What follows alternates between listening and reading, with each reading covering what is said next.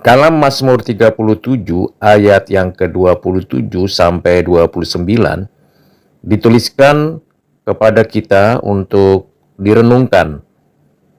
Jauhilah yang jahat dan lakukanlah yang baik, maka engkau akan tetap tinggal untuk selama-lamanya.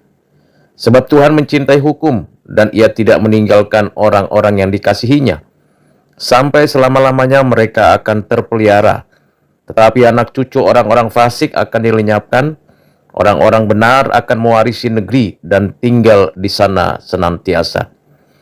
Dari ayat-ayat tersebut, ada pembelajaran yang paling penting di sana, yaitu kita sebagai orang Kristen membalas kejahatan dengan kebaikan dan setia untuk melakukan kebaikan seumur hidup kita.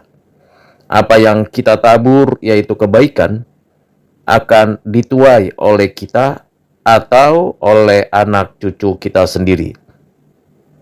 Tidak mudah untuk menjadi orang-orang yang melakukan kebaikan, tetapi kita dimampukan Tuhan untuk menjadi pelaku firman, mencintai firman Tuhan, mengerjakan pekerjaan Tuhan, karena kita juga hamba-hambanya.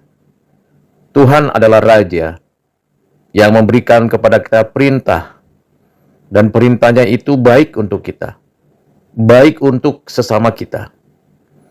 Tidak mudah untuk melakukannya kalau kita berada di tengah-tengah komunitas yang jahat, lingkungan yang rusak, situasi yang tidak nyaman. Tetapi kalau kita bisa bertahan, kita bisa menjadi saksi kebenaran, keadilan, dan kesucian.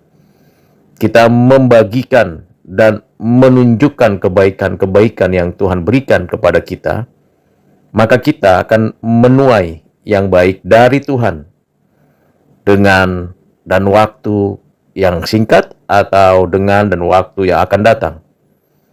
Tentu tidak bisa kita bandingkan kebaikan Tuhan dengan kebaikan yang kita akan dapatkan menurut pikiran kita atau kita akan peroleh menurut kemauan kita.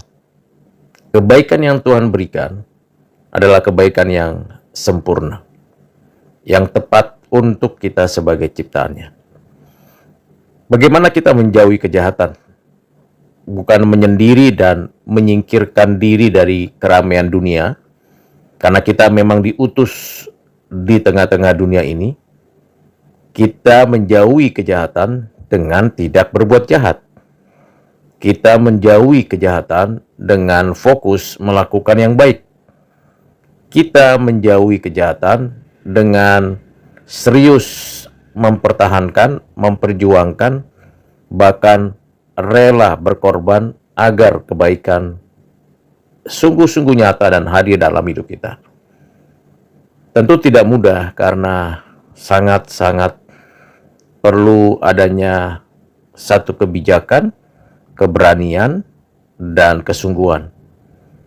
Tidak cukup hanya satu momen kita berbuat baik, momen berikutnya tidak baik.